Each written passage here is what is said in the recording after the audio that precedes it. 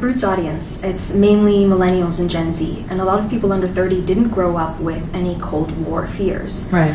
Were you hoping that this would reach the younger generation so that they would be more aware about it?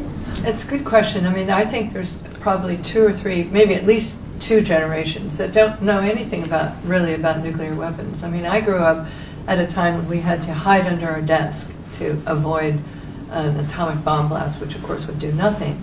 But so it was very much present in my sort of early knowledge of the world. The Cold War was very important in terms of how it shaped America, certainly.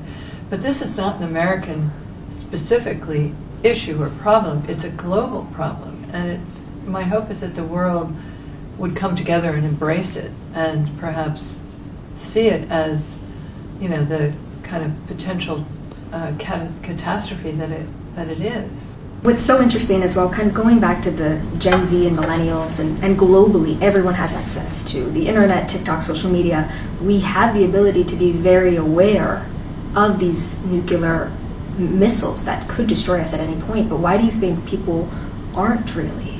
I think they've been normalized.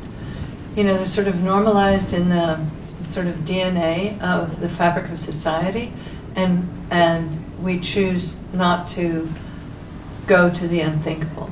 It's maybe even too difficult to think about.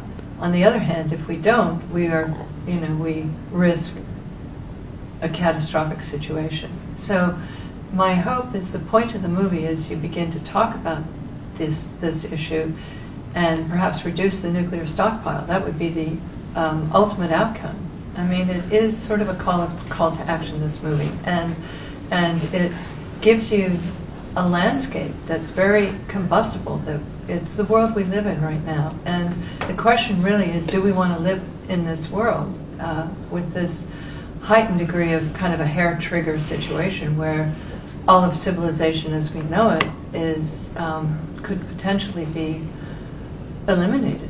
I think you leave the theater knowing more, perhaps, hopefully, than when you went in.